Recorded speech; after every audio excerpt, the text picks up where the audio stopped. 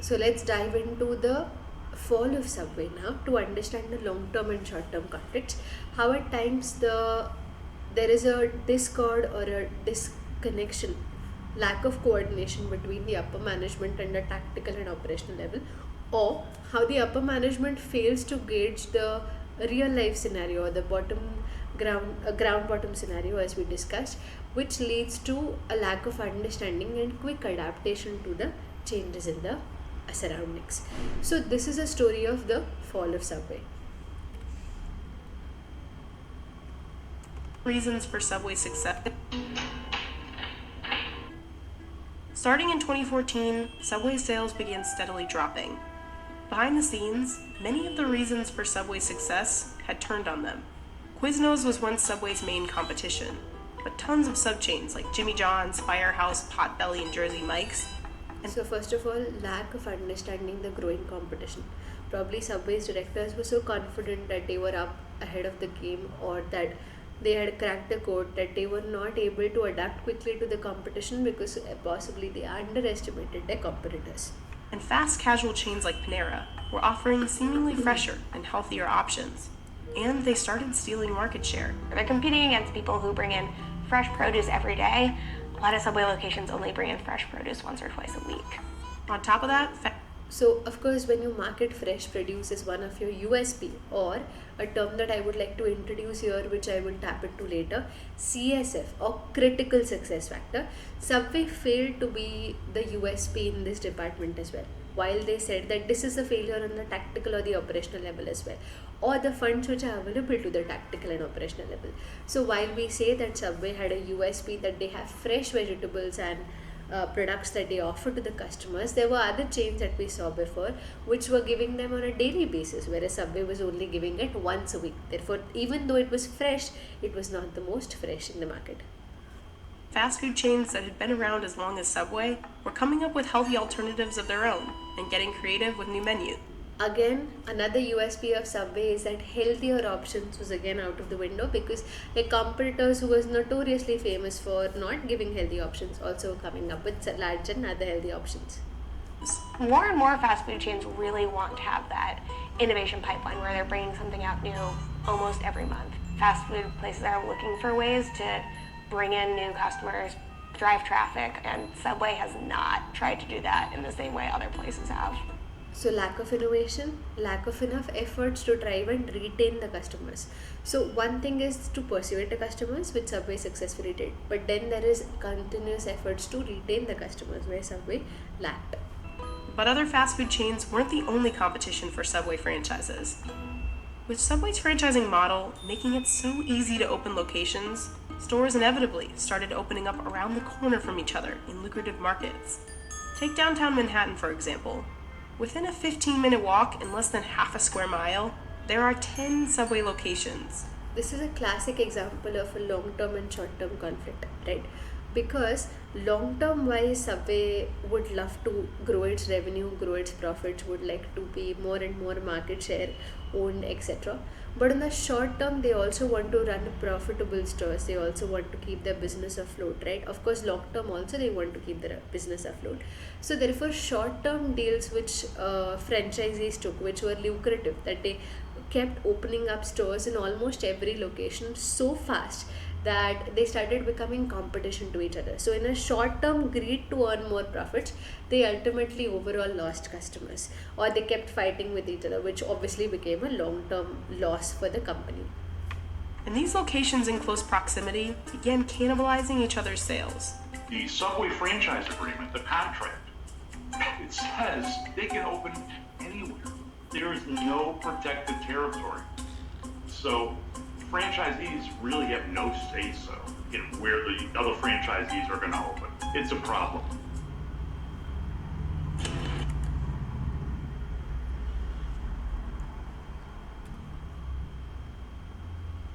And Subway Corporate wasn't stopping it, because the company benefited from a high number of locations. So as I said, temporarily they thought that opening more stores means more customers, more revenue, more profits.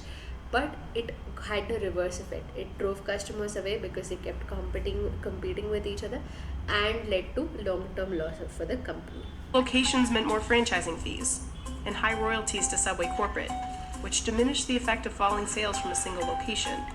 When franchisee sales are kind of slipping, as long as they're staying open, it doesn't necessarily hurt Subway as much as it would some other chains.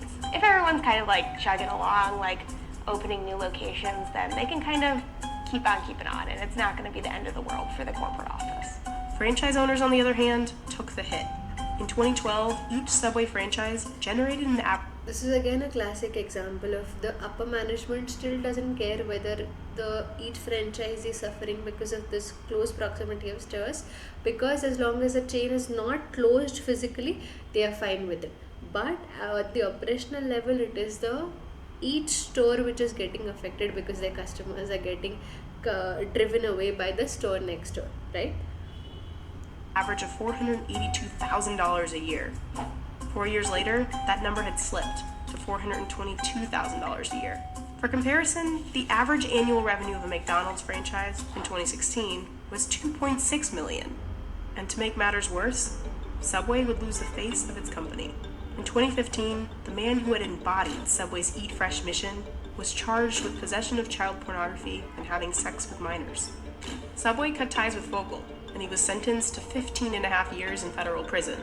So their main marketing person, the face of the company, also landed in trouble, which again, even though not at all linked to the quality of the product or the substance of the material, did lead to a negative reputation for the company. And the Jared Fogle thing kind of basically went from a huge positive to a huge liability, like the worst things possible that your brand could be associated with. All of these things created the perfect storm for Subway, and soon locations started to close. In 2016, Subway closed 359 stores in the US. It was the first year the chain closed more locations than it opened. In 2017, that number was over 800, and by the end of 2018, over 1,000 locations had closed. With all these sour ingredients, it's hard to imagine. So I think we have had a good idea of how the long-term goals and the short-term beneficial elements or lucrative elements can be in conflict with each other. Also, the long-term vision of the company and the short-term reality can also be in conflict with each other, right? Let's have a look. The idea of divisional autonomy is that individual managers operate their business units as if they are independent units, seeking and exploiting local opportunities. I'm going to dabble a bit in Hindi as well as English. I forgot to mention that at the beginning. Okay, so हम दोनों languages में I'm going to give you examples. तो explanation दोनों languages में होगा. तो every individual store of Subway wanted a complete autonomy for their products. उनको ये लगता था कि completely उनको उनका store run करने का freedom चाहिए, which the upper management was not comfortable with. Managers are rewarded in a way that which reflects the results that they achieve, right? The pressures for management are for short-term results, that and the ostensibly strategy is concerned with the long term. Often it is difficult to motivate managers by setting long-term expectations. Very simple. Let's say if somebody tells you that you have to lose 20 kgs weight, that seems like an impossible task. But if somebody tells you you just have to lose 2 kgs a month, that seems like a much more achievable target, a much more realistic target. आप जितने long term, जितने far-fetched target set करोगे, उतने वो impossible sound करेंगे. But if you have एक month के, एक week के targets, then they are more reasonable to achieve. Then they are more, it feels more easy to achieve them. Same logic that managers और employees को motivated रखने के लिए उनको shorter goals देना important है as compared to long term goals. और यही problem आ जाती है.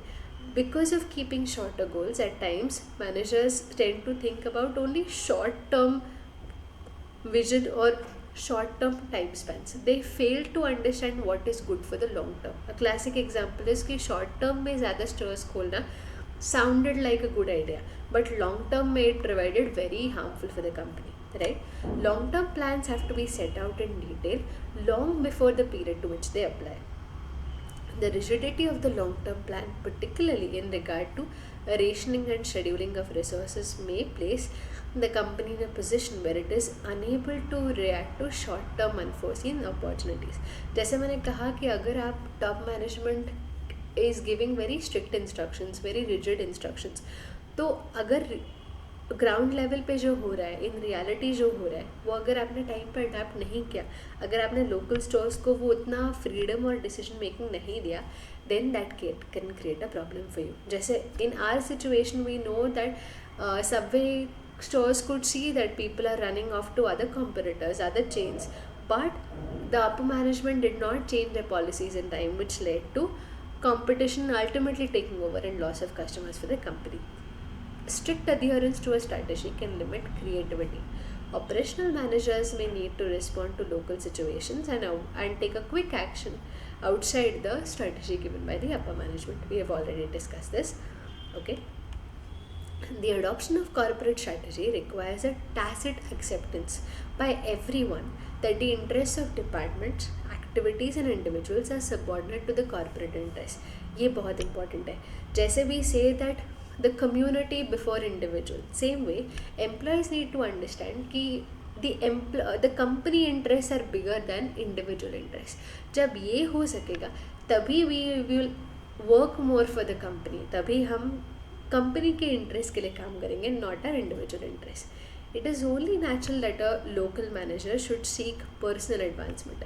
The problem of strategic planning is identifying those areas and identifying the clash of interest. जैसे it is normal for all of us to think that okay, I want a shorter working day, I want a 4-day week, I don't want stress at office. That's normal. But all those areas where there is a clash of interest, that is where the upper management needs to tackle it. Like जैसे कि there is a clash of interest that let's say people want a shorter working hour, and therefore if customers walk in, let's say there's a 9-hour shift and employees are not happy with it, they want a 7-hour shift. Therefore the last 1-2 hours, even if the customers come, they drive them away. They tell them lies that okay, we are almost closing, and they drive them away. That is a problem, because here their personal interests have overpowered the company's interests. So here company needs to address, either they have to fire such employees or reduce the working hours, whatever is necessary, right? So we have to understand कि कौन से areas में conflict हो रहा है. Okay. Now coming back to this, that it is very difficult to achieve a target जो 20 kgs का target है, but comparatively much easier to achieve a target of 2 kgs a month. So therefore we need to put targets, we need to put performance measures. So coming back, we need to understand that whatever is measured or whatever is kept count of is done well. Let's say if somebody tells you that you are given a question paper and you are told that these are 10 questions you have to solve. First scenario, you are told that there is no marking system. Second scenario, you are told that there will be given marks and these will matter in your life. Naturally, most people will take the second test seriously. इसलिए जो monitor होता है, जो major होता है, वही seriously, वही अच्छे से किया जाता है. So what gets measured gets done, right? Once measured, the results should be compared to the target. So let's say you had a target, जैसे I give you an example that you had a target कि 100 sandwiches have to be sold in one day. अगर आपने let's say 80 sandwiches sell किया, तो okay, हमने first step is to measure. So we measured, you have sold 80 sandwiches today. So first of all we measured कि 100 sandwiches a day का target दिया है. Okay. Then we measured how much have they actually achieved. They have achieved 80 sandwiches. So it is below the target. So some action needs to be taken. What is the problem? Why are there 20 less sandwiches that we have been sold? Probably it is a off day, or that the employee was not efficient enough, or that the raw material was less, whatever the reason is. तो उसके ऊपर हम corrective action ले सकते हैं. On the other hand, if that the person has sold 120 sandwiches, then that is a good employee that has exceeded his target. तो उसको reward दे दो. उसने जो सही किया है वो चेक करो and ask him to keep repeating that. That is the purpose of keeping targets, right? What gets measured gets done. It assumes that staff have some motivation to deliver what is measured. जैसे मैंने बोला कि अगर आपको पता है वो question paper mark होने वाला है, चेक होने वाला है, it is going to impact you in some way, then you take it seriously. What is measured, whether due to potential positive feedback or rewards or the consequences of failure. तो उसके ऊपर कोई consequence रखा तो people start taking it seriously. It assumes that staff have been informed upfront that a particular issue would be measured and have thus been able to adapt their behavior. ये बहुत important है that this is already communicated to the staff. If they are not aware that they have to sell 100 sandwiches a day, how will they be able to achieve it? It assumes that a factor being measured can be directly influenced by staff. ये बहुत important है. Many a times that employee is unable to sell 100 sandwiches because उस दिन customers कम आए, raw material का shortage था, electricity गई थी, oven was not working, whatever is the reason. So that is outside the person's control. I'm so sorry. So in this manner, you should keep targets which are under the employee's control. It assumes that expectations and targets are fair and achievable. ये बहुत important है. If you keep the CEO in place, and if the CEO only sells 20 sandwiches, then how can you expect an employee to sell 100 sandwiches? इसके बहुत famous examples are recently the Uber CEO took a couple of cabs on his own, or Zomato CEO took a couple of deliveries of his own. So that is how they understood कि उन्होंने जो target set किए वो fair है क्या, real ground level situation क्या है, वो उनको समझ में आता है. A significant potential is that the firm will focus on what is easy to measure, but ultimately ignore facts that are more difficult to measure. जैसे कि वो क्या measure करेंगे, 100 sandwiches, cost कम है क्या, ऐसे quantifiable चीज़ों का target रखेंगे. But also matters what are qualitative aspects, कि customers खुश है क्या. आपने for example there is a target कि 5 मिनट के अंदर sandwich deliver होना चाहिए. Let's say deliver हो गया, but what if the sandwich has some rotten tomatoes, some ingredients are fallen on the floor, they are messed up. तो आपने 5 minute के अंदर deliver तो कर दिया, but the customer is not happy, then what is the use? So therefore both aspects are very important. It implies that what gets done is what management wanted. So sometimes it is short term goals जैसे कि profit to please the shareholders, which may harm you in the long term. Management may foster unhealthy rivalry, whereas before there was cooperation, right? कि ऐसे rigorous targets रख के शायद वो employees के बीच में rivalry create करे, जहाँ पे पहले cooperation और coordination होता था, वहाँ पे शायद unhealthy competition हो सकता है इसके वजह से. So all of these are the downfalls of having what gets measured gets done. But unfortunately that is the easiest way of motivating people and keeping them in check. So therefore many companies keep these targets in order to motivate their employees. Okay, now so let's look at a quick recap of how the performance measurement targets are set, right? So the senior management has some objectives. For that they have some targets. जैसे कि senior management has an objective that they want to increase the number of sandwiches that they are selling every day. They want to reduce the time that it takes to make a sandwich and give it to the customer. तो इसलिए ये दो targets के लिए उन्होंने दो objectives के लिए उन्होंने दो targets रखे कि every employee has to sell at least 100 sandwiches a day and every sandwich has to be delivered within 5 minutes. ये दो targets रखे. अब वो दो targets के लिए budget रखे. इन दो टारगेट्स को एम्प्लॉयज़ और लोगों को कन्वे किया, correct. Then you start measuring the actual results कि एक्चुअली टाइम कितना लगा एक सैंडविच डिलीवर होने में, और एवरी एम्प्लॉई एवरी डे कितने सैंडविचेस सेल कर पा रहा है, कितने सैंडविचेस डिलीवर कर पा रहा है. Okay, the results could be positive और negative. On one hand we can say that एक सैंडविच बनाने के लिए 7 मिनट्स लगे, then that is a negative deviation, और एल्स 4 मिनट्स लगे, that is a positive deviation. अब नेगेटिव डेविएशन जो है उनके लिए कोई करेक्टिव एक्शन लेना पड़ेगा कि शायद अवन काम नहीं कर रहा है या शायद एम्प्लॉई लेथार्जिक है, तो वो करेक्टिव एक्शंस लेने पड़ेंगे. पॉजिटिव है तो जो सही हुआ उसको रिपीट करना है, that is repeat the correct things and correct the negative things, right, and accordingly modify the targets. So in this manner we have the performance measurement flow that happens. I hope so far it is clear. Now, features of good performance measures. जैसे हमने दो performance measures यहाँ पे देखे कि 100 sandwiches a day should be delivered by an employee and the delivery time should be within 5 minutes. But every performance measure रखते वक्त the management has to be careful of certain features, certain characteristics. So let us understand what these characteristics are. Measure effectiveness of an organization in achieving these objectives. So is the organization able to achieve these objectives? जैसे कि हमारे पास उतने लोग हैं क्या, उतने resources है क्या?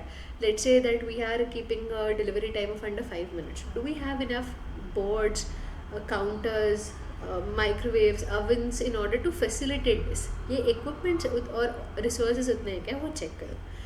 Measure the efficiency of resources in the organization. We've already discussed this. Make clear the different dimensions of performance. That is, उनको clear instructions हो, उनको करना क्या है. Vague instructions मत दो. Should be flexible in terms of changing environment. ये बहुत important है. जैसे recession है, या जैसे off season है, या जैसे let's say, as I said, the electricity is off, or let's say people are it's Monday to Thursday or Friday, the overall footfall is lesser. ऐसे exceptional Monday to Friday of course is a normal routine, but अगर कोई exceptional situation होगी तो वहाँ पे obviously it will affect your business. उसके लिए be flexible for it. Cover the long term as well as short term performance. Don't only focus on the short term, keep an eye on the long term as well. Link to target set and employ rewards. जैसे कि अगर employees ने 100 sandwiches achieve किए तो उनको उनका reward भी मिलना चाहिए. If you give them nothing then employees will feel that ये इतना मेहनत करने का what is the use of it. So keep rewards link to it. Comprise a mix of financial and non-financial measures. As I emphasize, this is so very important that अगर आपने 5 minute के अंदर deliver भी कर दिया, but if the customer is not happy with the way you have presented it, then there's no use. तो financial या quantitative के अलावा क्वालिटेटिव भी एस्पेक्ट्स होने चाहिए. And content internal and external major. सिर्फ आपके कंपनी पे मत फोकस करो, इंटरनल एलिमेंट्स पे मत फोकस करो. बाहर क्या चल रहा है, what is the competition doing, what are the current trends, what is new in the market, what are customers like it. In सबका analysis should be a part of your strategy making. Okay, I hope we are clear so far. Let's go ahead. Okay, now we come to a very important concept in your APM journey, which is critical success factors. As the name suggests, this concept is very critical, and I had given an introduction or a short mention of it before, so let's dive into it more.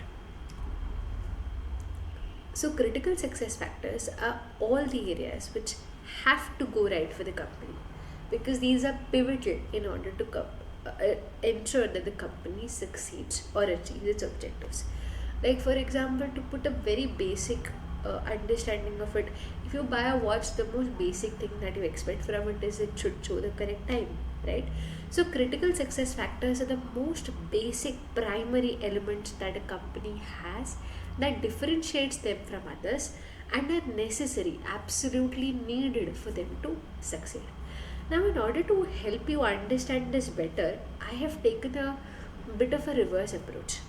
I'm going to take an example of a case study here of a very famous company called Starbucks, and a video about why Starbucks is struggling or failing. Through this journey, we'll be able to understand what were the critical success factors that Starbucks failed in, which are leading to their decline. Let's have a look. Let's begin.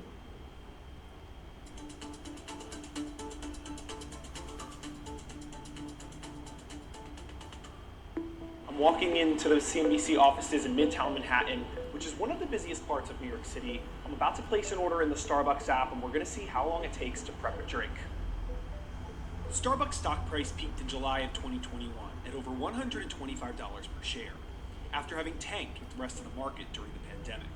The start of 2022 led to a sharp decline in its share price as the company battled tension with its union, faced ongoing COVID lockdowns in China, and overall just weaker margins. But the stock rallied as the company revealed plans to reinvent its store operations and promised investors ambitious growth. This chart looks at the company's quarterly earnings over the past few years. Between 2021 and 2023, the company only missed Wall Street expectations twice. 2024, however, has broken that streak as the company reported 2 quarters of consecutive earnings misses. Q3 earnings per share did meet Wall Street expectations, but missed revenue expectations by $130 million. At the end of July, the share price was still down more than 15% since the start of the year. I think what we are seeing is pressures on the wallet for some of our most occasional customers. It had another issue, though, that was interesting. High rates of incomplete orders in the mid-teens on its mobile app, and mobile order and pay has become increasingly important. for Starbucks. So people would hypothetically kind of put in an order, see the wait time or perhaps see the price, and then not complete the order. It's ready in just 3 minutes. That is very important because, especially post the pandemic, one of the important things that restaurants have to adapt to and food chains have to adapt to is online orders, which is a very important CSF. Fast delivery, affordable prices differentiates restaurants from the rest. Now, Starbucks here is a unique example because Starbucks promotes its coming in the stores luxurious kind of setup, and therefore ordering from home is quite the anticlimax of it, come to think of it. The other thing is that Starbucks has a price disadvantage here because its coffee is obviously at a much premier rate as compared to other coffee brands that we know. The last thing is that the delivery time, which is, as they explained here, is longer. That is why Starbucks is losing its customers. One example. I've been at this exact same location before around the same time, and it has taken upwards of 15 to 20 minutes. So there's clearly a focus on lowering wait times and increasing efficiency. That's because longer wait times have been a problem. Survey data shows that about 25% of Starbucks visitors say their wait time has gotten longer, up from about 16% just 2 years ago. In May, former Starbucks CEO Howard Schultz took to LinkedIn to express his feelings about the company's second quarter earnings miss. He stressed the importance of coffee-forward innovation, as well as a reinforcement of being experiential, not transactional. Coffee in cold brew is definitely growing. Hot drip is not. The energy drinks are also very competitive. So I think they need to be in that game, but it's tough because then to some extent Starbucks loses a little bit of its cachet as being this coffee first kind of place. There has been a drifting away of people from Starbucks. So as you can see here, they have explained that energy drinks and coolers have begun to grow more as compared to hot coffee, which is a rather major deviation from what Starbucks stands for, which is main its product coffee, right? So that is also its CSF is coffee, as they mention or as they promote, but actually the sales are in other products more. Other cafes to independent coffee shops, and that's a problem because those people aren't necessarily spending less on coffee or beverages, they're just spending less at Starbucks. Competition in the coffee industry is intense. More than half of the market is composed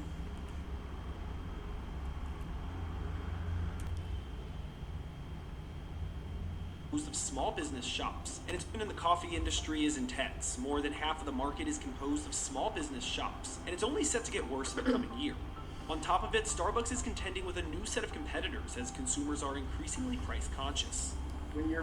So one of the key CSF that Starbucks has is that they have premium niche category customers who want a luxurious experience is going out of the window, because first of all, a small set of customers who would like a luxurious experience are not enough for Starbucks to be profitable and to achieve good numbers. So therefore they try to tap into the middle as well as upper class where they will get more customers. But here the problem is that coffee specifically as a product is so easily available and with so many good alternatives that CSF of having premium coffee or good quality coffee is often at question because of so many alternatives that the customers have at generally at same or cheaper rates.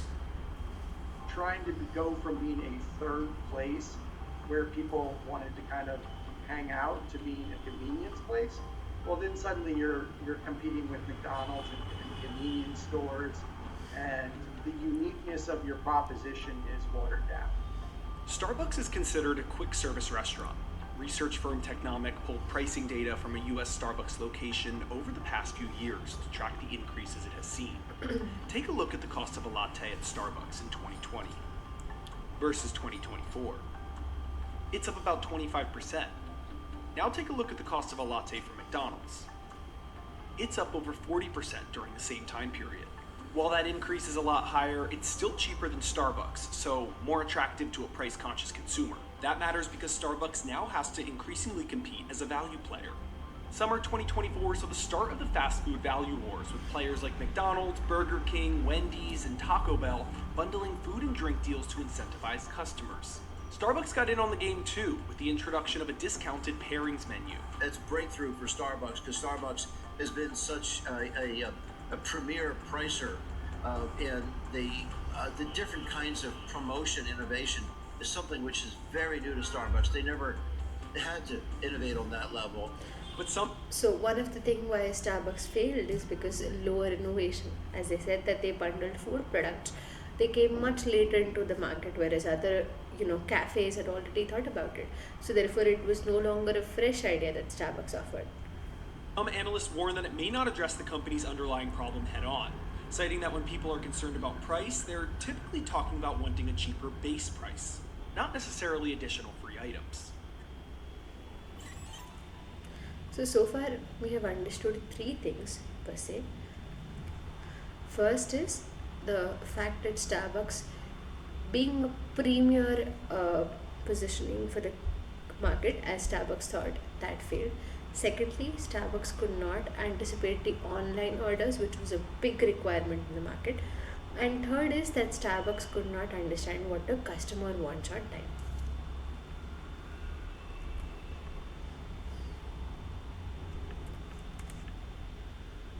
They're typically talking about wanting a cheaper base price, not necessarily additional free items. I think it's a very tangled solution to what actually is a much simpler problem. They've sort of really gone round the houses with it, and I think it suggests that management. So to break it down, instead of reducing the base price of items because Starbucks was struggling to keep up with its customers, what Starbucks mainly failed as, while they set off their CSF as keeping a premium product or pricing, keeping a premium coffee brand, they realized that they also needed to take more customers along with it. So therefore, they were somewhere stuck between not even catering to all the customers, but still trying to get maximum customers. And so price was always a difficult point for Starbucks, right? So while they were trying to get more customers, they, instead of reducing their base price, what they did was they kept their base price high, but they started giving free items, which was a tangled solution according to the person here. And is not really focused and doesn't really understand the core of the issues, which is why it's sort of addressing them in a very oblique way. But the coffee giant is not just hurting in the US. Competition overseas has also taken a toll on sales. Starbucks saw its same-store sales decline at an even stronger rate in China than North America. It was previously the largest coffee house chain in China, but that changed in 2023 when another coffee chain called Luckin took the country's top spot. It nearly doubled its store count in just a year, leaving the total number of Starbucks company-operated locations So trailing by lack to nearly see competition in 37,000 time, stores. another big failure. Starbucks is still focusing on opening stores around the globe in markets including India, which is a newer expansion plan for them, and China, which is their second home market and has long been a key market for the company. There's been some criticism of that approach given the challenges that Starbucks is seeing in the US, which is its home market, of if it should continue to expand while business is struggling, but it is pushing ahead with those plans because it's seeing demand in those areas. It wants to continue to grow and also improve its business in the US at the same time. Look at the fundamentals of the U.S. business. We are holding share in the U.S. We are still the largest player in out-of-home coffee. If you look at some of the metrics that we have, it's just... Tim Horton said you were not holding share, sir. I regard them as being seminal companies that are just as good when it comes to what McDonald's says you are losing share. They need to get that US business back on a steady footing. They need. So all in all are coming back to reasons why Starbucks failed in its home country. So I want to emphasize this as an example to understand why critical areas where Starbucks needed to succeed were in turn led to a devastating effect for them. Critical success areas are being a food chain restaurant, Starbucks had to be mindful of the competition, which they did in case of China, which they failed to see as their most biggest competitor. So competition, having an edge over your competitors, one of the most important critical success factor. Second important critical success factor is understanding how much the customers are willing to pay, being price sensitive. That is another area where we saw Starbucks struggling, that while they wanted to cater to a large number of customers, they are still not getting the price game right. Third is quality. As we mentioned, that coffee being the most prized item of Starbucks, people are more and more choosing colder beverages and actually not taking coffee, which is a main product of Starbucks. So therefore, these are the important areas which have to go right. Best product quality, understanding what your customers want, keeping some features which differentiate you above the customers, keeping a hold of the market conditions, premium products, unique products, excellent quality products. These are the critical success factors that you need to achieve in order to keep your product ahead of the market. This is a basic introduction of CSF. We'll understand one more example to understand what critical success factors are.